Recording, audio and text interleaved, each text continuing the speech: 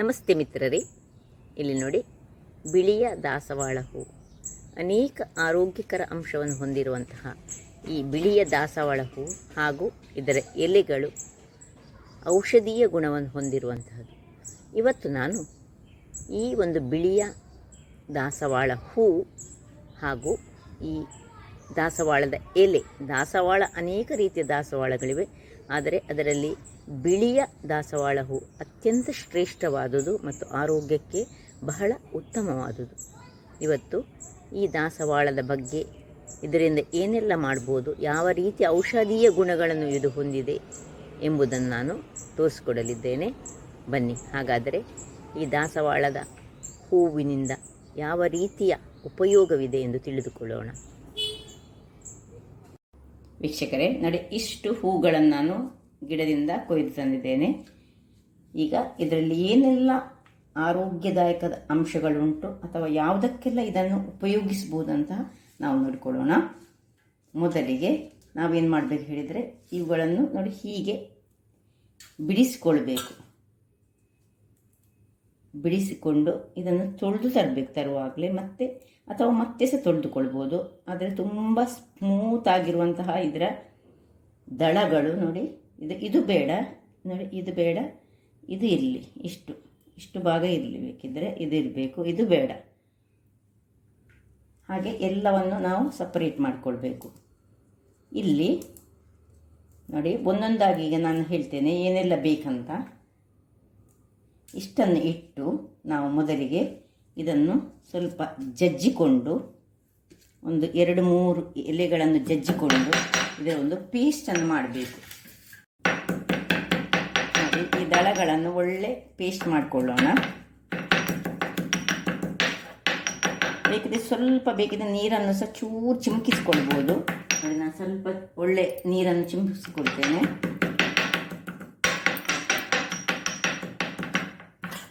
ಹೀಗೆ ಕುಟಾಣೆಯಲ್ಲಿ ಹಾಕಿ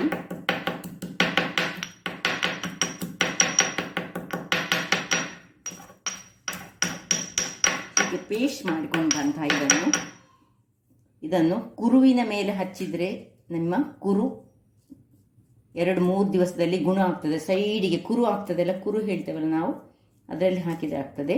ಇನ್ನು ಅದಲ್ಲದೆ ಇದನ್ನು ತಲೆಗೆ ಚೆನ್ನಾಗಿ ಕುಟ್ಟಿಕೊಂಡು, ಇದನ್ನು ಚೆನ್ನಾಗಿ ಪೇಸ್ಟ್ ಮಾಡಿ, ತುಂಬ ಬೇಕಾದಕ್ಕೆ ಎಲೆಗೆ ತಲೆಗೆ ಹಚ್ಚೋದ್ರಿಂದ ತಲೆ ಕೂದಲು ಉದುರುವಂತಹ, ನಮ್ಮ ತಲೆ ಕೂದಲಿನ ಬುಡಗಳಿಗೆ ಇದನ್ನು ಹಚ್ಚಿದರೆ ಸರಿ ಪೇಸ್ಟ್ ಮಾಡಬೇಕು. ನೋಡಿ, ನಾನು ತೋರಿಸ್ತೇನೆ ಹೇಗೆ ಮಾಡಬೇಕು ಅಂತ. ಈ ರೀತಿಯಾಗಿ ಕರೆಕ್ಟ್ ಪೇಸ್ಟ್ ಆಗಬೇಕು. ಅಥವಾ ಈಗ ನಮಗೆ ಉಷ್ಣ ಆಗಿದ್ದರೆ ಆಗ ಇದು ಕಣ್ಣಿನ ರೆಪ್ಪೆಯ ಮೇಲೆ ಇದನ್ನು ಹಚ್ಚೋದ್ರಿಂದ, ಅಂದರೆ ಕಣ್ಣು ಕೆಲವರಿಗೆ ಕೆಂಪಾಗಿ ಬರ್ತದೆ. ಉಷ್ಣದಿಂದ ಆಗುವಂತಹ ಕೆಂಪು, ಬೇರೆ ರೀತಿಯಿಂದ ಆಗೋದಂತಲ್ಲ. ಆಗ ಈ ಒಂದು ಪೇಸ್ಟನ್ನು ನೀವು ಕಣ್ಣಿನ ರೆಪ್ಪೆಯ ಮೇಲೆ ಹಾಕಿ ಒಂದು ಅರ್ಧ ಗಂಟೆ ಹಾಗೆ ಕಣ್ಣು ಮುಚ್ಚಿಕೊಂಡು ಮಲಗಿದರೆ ನಿಮ್ಮ ಕಣ್ಣು ಆದ ಕೆಂಪು, ಉಷ್ಣದಿಂದ ಆದಂತಹ ಕೆಂಪು ಮಾಯವಾಗ್ತದೆ. ಅಲ್ಲದೆ ಇದನ್ನು ಈಗ ನೋಡಿ, ಈ ತಲೆ ಕೂದಲಿಗೆ ನಾನು ಹೇಳಿದೆಲ್ಲ ಅಷ್ಟೇ ಅಲ್ಲದೆ, ಈಗ ಸ್ವಲ್ಪ ತೆಂಗಿನ ಎಣ್ಣೆಯನ್ನು ಹಾಕಿ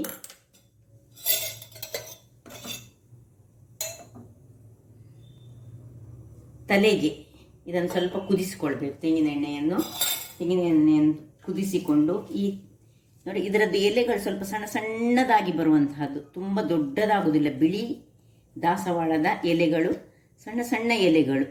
ಇದನ್ನು ನೋಡಿ ಹೀಗೆ ಕಟ್ ಮಾಡಿಕೊಂಡು ಎಣ್ಣೆಗೆ ಹಾಕಿ ಇದನ್ನು ಕುದಿಸಿಕೊಂಡು ತಲೆಯ ಬುಡಕ್ಕೆ, ಅಂದರೆ ತಣ್ಣಗಾದ ಮೇಲೆ ಇದನ್ನು ತಲೆಯ ಕೂದಲಿನ ಬುಡಗಳಿಗೆ ಚೆನ್ನಾಗಿ ತಾಗಿಸಿದರೆ, ಈಗ ಅಲ್ಲ ನೋಡಿ, ಹೀಗೆ ನಾನು ಸ್ವಲ್ಪ ಮಾಡಿ ತೋರಿಸ್ತಿದ್ದೇನೆ. ಯಾರಿಗೆ ತಲೆ ಕೂದಲು ಉದುರುವ ಪ್ರಾಬ್ಲಮ್ ಉಂಟು ಅಂಥವರು ಇದನ್ನು ತಲೆ ಕೂದಲಿನ ಬುಡಗಳಿಗೆ ಹಾಕಿದರೆ ಬಹಳ ಉತ್ತಮ. ಹೀಗೆ ಮಾಡಿಕೊಳ್ಬೇಕು. ಈಗ ನಾನು ಸ್ವಲ್ಪ ಮಾಡಿಕೊಂಡಿದ್ದೇನೆ, ನೀವು ಸ್ವಲ್ಪ ಮಾಡಿಟ್ಟುಕೊಂಡು ಹೀಗೆ ಇದನ್ನು ಸಣ್ಣ ಉರಿಯಲ್ಲಿ ಇದನ್ನು ಮಾಡಬೇಕು. ಇದು ಒಂದು 2-3 ನಿಮಿಷಗಳ ಕಾಲ ಇದನ್ನು ಚೆನ್ನಾಗಿ ಇದರಲ್ಲೇ ಆಗಬೇಕು. ಮತ್ತು ಸ್ವಲ್ಪ ತಣ್ಣಗಾಗಬೇಕು. ತಣ್ಣಗಾದ ಮೇಲೆ ಸ್ವಲ್ಪ ಹೆಚ್ಚು ಮಾಡಿಟ್ಟುಕೊಂಡು ಇದಕ್ಕೆ ಬೇಕಿದ್ದ 2 ಮೆಂತೆಯನ್ನು ಸಹ ನೀವು ಹಾಕ್ಕೊಳ್ಬೋದು. ಹಾಕಿದರೆ ತಲೆ ಕೂದಲಿನ ಉದುರುವಿಕೆಯನ್ನು ನೀವು ತಡೆಗಟ್ಟಬಹುದು. ಹಾಗೆ ಇಲ್ಲಿ ನೋಡಿ, ಇನ್ನೊಂದು ನಾನು ನಿಮಗೆ ತೋರಿಸ್ತೇನೆ. 1 ಲೋಟ ನೀರನ್ನು ನಾವು ಹಾಕೊಂಡು ಇದನ್ನು ಕುದಿಸಿಕೊಳ್ಬೇಕು. ಕುದಿಸಿಕೊಂಡು ಇದರ ನೋಡಿ ಒಂದು 4-5 ಸಣ್ಣ ಸಣ್ಣ ಎಲೆಗಳು ಚೆನ್ನಾಗಿ ತೊಳೆದಿಟ್ಕೊಳ್ಬೇಕು. ಇದು ಎಲೆ ತುಂಬ ದೊಡ್ಡದಾಗುವುದಿಲ್ಲ. ಇದನ್ನು ಎಲೆಯನ್ನು ನೀವು ಕುದಿಸಿಕೊಂಡು ಒಂದು ಕಷಾಯದ ಥರದಲ್ಲಿ ಮಾಡಬೇಕು. ಒಳ್ಳೆ ಈ 1 ಲೋಟ ನೀರು ಅರ್ಧ ಲೋಟಕ್ಕೆ ಬರಬೇಕು. ಅದು ಆಗಲೇ ಆಗ್ತಾ ಇರಲಿ. ಇದು ಕುದಿಲಿಕ್ತಾ ಇರುವಾಗ ಇಲ್ಲಿ ನೋಡಿ ಎಣ್ಣೆ ಆಯಿತು. ಈ ಎಣ್ಣೆಯನ್ನು ನೋಡಿ ನಾನೀಗ ಇದನ್ನು ಕೆಳಗಿಟ್ಟುಕೊಂಡು ಆರಿಸಿ ತಲೆಯ ಬುಡಗಳಿಗೆ ಹಚ್ಚಿಕೊಳ್ತೇನೆ. ಅಂದರೆ ಕೂದಲು ಉದುರುವ ಪ್ರಾಬ್ಲಮ್ ಇದ್ದವರು ಇದನ್ನು ಹಚ್ಚಿದರೆ ಬಹಳ ಉತ್ತಮ. ಬಟ್ ಇದು ತುಂಬ ತಣ್ಣಗಾಗಬೇಕು. ಈಗ ಇದನ್ನು ಸೈಡಲ್ಲಿ ಇಟ್ಕೊಳ್ಳೋಣ. ಇನ್ನೊಂದು ನೋಡಿ, ಇನ್ನೊಂದು ದಾಸವಾಳ ಹೂವಿನ ಇನ್ನೊಂದು ವಿಶೇಷತೆ ಹೇಳಿದರೆ, ಈ ದಾಸವಾಳದ ಹೂವನ್ನು ಒಂದು ಲೋಟ ನೀರಿನಲ್ಲಿ ಹಾಕಿಟ್ಟುಕೊಂಡು ನಾನು ಇಲ್ಲಿ ಈಗ ಕಷಾಯಕ್ಕೆ ರೆಡಿ ಮಾಡಿದ್ದೇನೆ. ಹಾಗೆ ಈ ಹೂಗಳನ್ನು 1 ಲೋಟ ನೀರಿನಲ್ಲಿ ಹಾಕಿ ಹೀಗೆ ಒಂದೊಂದೇ ಬಿಡಿಸಿಕೊಳ್ಬೇಕು. ಹೀಗೆ ಬಿಡಿಸಿಕೊಂಡು 2 ಎಲೆಗಳನ್ನು ದಿನಕ್ಕೆ ನೋಡಿ, ಇದರದ್ದು ಖಾಲಿ ಇಷ್ಟು ಅಂಡಾಶಯ ಇದರದ್ದು ಬೇಡ, ಖಾಲಿ ದಂಟು ಹಾಕೊಳ್ಳಿ. ನೋಡಿ ಇನ್ನೊಂದು 1 ಎಲೆ ಹಾಕಿದೆ, 2 ಎಲೆ ಹಾಕಿದೆ. ಈ ದಳಗಳನ್ನು ಇದರದ್ದು ಹಾಕಬೇಕು. 2 ಇದು ಕುದಿಬೇಕು. ಈಗ ಒಳ್ಳೆ ಕುದಿಯುವಾಗ ನಾವು ಇಲ್ಲಿ ನೋಡಿ ವೀಕ್ಷಕರೇ, ಇದು ಕುದೀತಾ ಬರುವಾಗ ಇದರ ಕಲ್ಲರ್ ನೋಡಿ, ನೀರಿನ ಕಲ್ಲರ್ ಯೆಲ್ಲೋಯಿಶ್ ಕಲ್ಲರಿಗೆ ಬರ್ತದೆ. ಇದು ಬಹಳ ಉತ್ತಮ. ಹೇಳಿದರೆ ಇದರಲ್ಲಿ ನಾವು ಹೈ BP ಇರುವವರು BPಯನ್ನು ಕಂಟ್ರೋಲ್ ಮಾಡಲಿಕ್ಕೋಸ್ಕರ ಬೆಳಗಿನ ಹೊತ್ತಿನಲ್ಲಿ ಇದನ್ನು ಈ 1 ಲೋಟ ನೀರನ್ನು ಒಂದು ಅರ್ಧ ಲೋಟದಷ್ಟು ಮಾಡಿ ಇದರಲ್ಲಿ ನೋಡಿ ಹೀಗೆ ಇದು ಕಲ್ಲರ್ ನೋಡಿ ಈ ಕಲ್ಲರಿಗೆ ಬರ್ತದೆ. ಇದನ್ನು ಹೀಗೆ ಕುಡಿದ್ರೆ BP ಯಾವಾಗಲೂ ಕಂಟ್ರೋಲಲ್ಲಿ ಇರ್ತದಂತೆ. ಅಂದರೆ ಒಂದು ದಿವಸ ಮಾಡೋದಲ್ಲ, ನೀವು ಇದಕ್ಕೆ ಕಂಟಿನ್ಯೂಸ್ ಆಗಿ 1 ತಿಂಗಳು ಹಾಗೆ ಮಾಡಿಕೊಳ್ಬೇಕು. ಹಾಗೆ ಮಾಡಿದರೆ BP ಕಂಟ್ರೋಲಲ್ಲಿ ಬರ್ತದೆ. ನಾವೆಲ್ಲ ಮಾಡಿ ನೋಡಿದಂಥದ್ದು ಇದು. ಇನ್ನು ನಿಮ್ಮ ಹತ್ರ ಈಗ ಸಪೋಸ್ ಕೆಲವರಿಗೆ ಈಗ ಇದು ದಾಸವಾಳ ಇಲ್ಲ, ಸಿಕ್ಕುವುದಿಲ್ಲ, ಮನೆ ಹತ್ತಿರ ಇಲ್ಲ ಅಂತ ಆದರೆ ನೀವು ಈ ಆನ್ಲೈನ್ಗಳಲ್ಲಿ ಅಥವಾ ಆಯುರ್ವೇದಿಕ್ ಅಂಗಡಿಗಳಲ್ಲಿ ದಾಸವಾಳದ ಪುಡಿ ಲಭ್ಯ ಇರ್ತದೆ. ಅದನ್ನು ತಂದು ಹೀಗೆ ಮಾಡೋದ್ರಿಂದ ಈ ರಕ್ತದಲ್ಲಿರುವ ಹೀಗೆ ನೋಡಿ ಹೀಗೆ ತಂದು 1 ಸ್ಪೂನಿನಷ್ಟು ಇದನ್ನು ನೀರಿಗೆ ಹಾಕಿ, ಬಿಸಿ ನೀರಿಗೆ ಹಾಕಿ ಕಲಡಿಸಿ ಕುಡಿಯುವುದರಿಂದ ರಕ್ತದಲ್ಲಿರುವ ಕೆಟ್ಟ ಕೊಲೆಸ್ಟ್ರಾಲ್ ಕಡಿಮೆ ಆಗ್ತದಂತೆ. ಮತ್ತು ಹೃದಯ ಸಂಬಂಧಿ ಕಾಯಿಲೆಗಳು ಸಹ ಇದರಿಂದ ಹೋಗ್ತದೆ ಅಂತ ಹೇಳ್ತಾರೆ. ಹಾಗೂ ಯಾರು ಮಧುಮೇಹಿಗಳು ಇದ್ದಾರೆ ಅಂಥವರಿಗೆ ಸಹ ಇದು ಬಹಳ ಉತ್ತಮ.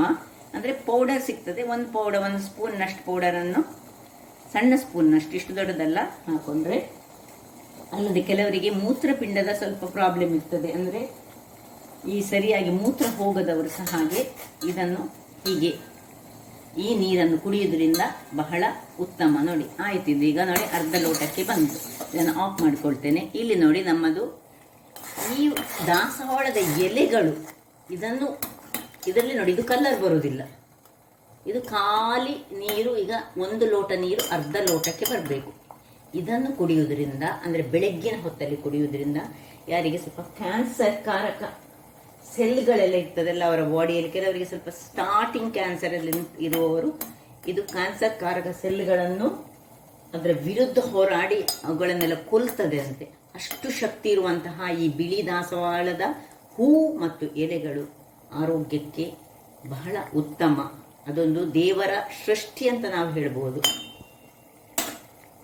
ಇದು ಖಾಲಿ ಈ ಒಂದು ಕೂದಲು ಉದುರುವಿಕೆಗೆ ಅಥವಾ ಹೈ BP ಅವರಿಗೆ ಮಾತ್ರ ಸೀಮಿತವಾದದಲ್ಲ.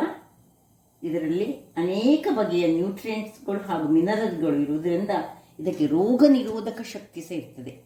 ಆದ್ದರಿಂದಾಗಿ ಈ ನೀರನ್ನು ನಾವು ಕುಡಿಯೋದ್ರಿಂದ ಶೀತ, ನೆಗಡಿ, ಕೆಮ್ಮು ಇವುಗಳು ಸಹ ಕಡಿಮೆ ಆಗ್ತದೆ. ನೋಡಿ ಹೇಗೆ ಕಲ್ಲರ್ ನೋಡಿ, ಇದರ ನೀರಿನ ಕಲ್ಲರ್. ಇದನ್ನು ಡಿಸ್ಕಾರ್ಡ್ ಮಾಡಬೇಕು.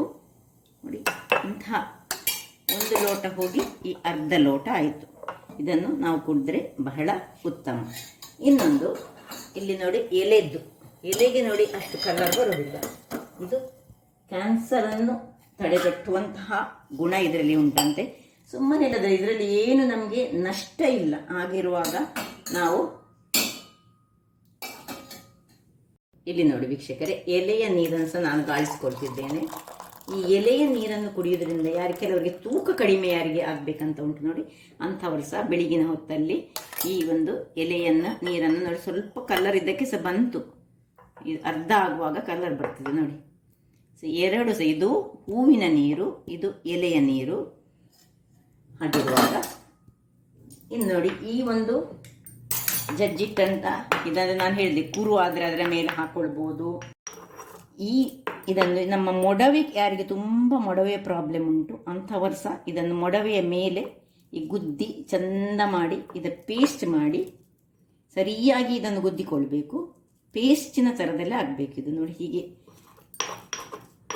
ಮತ್ತೆ ಸುಟ್ಟ ಗಾಯ, ಕೆಲವರಿಗೆಲ್ಲ ಈ ಒಂದು ಬೆಂಕಿಯಿಂದ ಆದ ಗಾಯ ಇರ್ತದೆ, ಅಥವಾ ಇಲ್ಲದ ಆಕ್ಸಿಡೆಂಟ್ ಆದ ಗಾಯ ಇರ್ತದೆ, ಅಂಥ ಗಾಯಗಳಿಗೆ ಸಹ ಇದನ್ನು ತಾಗಿಸಿದರೆ ಬಹಳ ಬೇಗನೆ ಆ ಗಾಯಗಳು ವಾಸಿಯಾಗುತ್ತವೆ. ಹಾಗಿರುವಾಗ ನೋಡಿರಲ್ಲ ವೀಕ್ಷಕರೇ, ಎಷ್ಟೊಂದು ಆರೋಗ್ಯದಾಯಕವಾದ ಈ ಒಂದು ನಮ್ಮ ದೇವರ ಸೃಷ್ಟಿ ಅಂತ ಹೇಳ್ಬೋದು. ಇದನ್ನೊಂದು ಅದ್ಭುತ ಸೃಷ್ಟಿ. ನಮಗೆ ಗೊತ್ತಿರುವ ನಮ್ಮ ಪರಿಸರದಲ್ಲಿರುವಂತಹ ಇಂತಹ ಕೆಲವು ಹೂಗಳು, ಎಲೆಗಳು, ಇವುಗಳೆಲ್ಲ ನಮಗೆ ನೈಸರ್ಗಿಕವಾಗಿ ನಮ್ಮ ಆರೋಗ್ಯವನ್ನು ಹೆಚ್ಚು ಮಾಡುವುದರಲ್ಲಿ ಅನೇಕ ಪರಿಣಾಮಕಾರಿಯಾದ ಕೊಡುಗೆಯನ್ನು ಇತ್ತಿದೆ. ಹಾಗಿರುವಾಗ ತಡ ಏಕೆ ವೀಕ್ಷಕರೇ, ನಿಮ್ಮ ಮನೆಗಳಲ್ಲಿ, ನಿಮ್ಮ ಒಂದು ಮನೆಯ ಹೂ ಕುಂಡಗಳಲ್ಲಿ ಒಂದೊಂದು ಬಿಳಿ ದಾಸ ನೆಟ್ಟು ನಿಮ್ಮ ಆರೋಗ್ಯವನ್ನು ಹೆಚ್ಚಿಸಿಕೊಳ್ಳಿ. ನೋಡಿ ಹೇಗೆ ನೋಡಿ, ಯಾವ ರೀತಿಯಲ್ಲಿ ಇದನ್ನು ಬೆಳಗಿನ ಹೊತ್ತಲ್ಲಿ ಕೊಟ್ಟರೆ ಬಹಳ ಒಳ್ಳೆಯದು. ಅಲ್ಲದೆ ನೋಡಿ, ಈ ಎಲೆಯನ್ನು ನಿಮಗೆ ಇದೆಲ್ಲ ಮಾಡಲಿಕ್ಕೆ ಆಗುವುದಿಲ್ಲ ಅಂತ ಆದರೆ ಬೆಳಗಿನ ಹೊತ್ತಲ್ಲಿ ಈ ಎಲೆಯನ್ನು ಒಂದು ಜಗಿದು ತಿಂದರೆ, ಬಾಯಲ್ಲಿ ಹಾಕ್ಕೊಂಡು ಜಗ್ದು ಇದರ ರಸವನ್ನು ಕುಡಿಬೇಕು. ಮತ್ತು ಅದರ ಎಲೆಯ ಉಳಿದ ಅಂಶಗಳನ್ನು ನೀವು ಉಗುಳಿ ಬಿಟ್ಟರೆ, ಅದರ ರಸ ನಿಮ್ಮ ಹೊಟ್ಟೆಯೊಳಗೆ ಹೋದರೆ ಇದು ಅನೇಕ ಆರೋಗ್ಯ ಸಮಸ್ಯೆಯನ್ನು ನಿವಾರಿಸುತ್ತದೆ ಎಂದು ಹೇಳ್ತಾರೆ. ಹಾಗಿರುವಾಗ ಇನ್ನು ತಡ ಏಕೆ, ಮನೆಗಳಲ್ಲಿ ಒಂದು ಗಿಡ ಬೇಕೇ ಬೇಕು.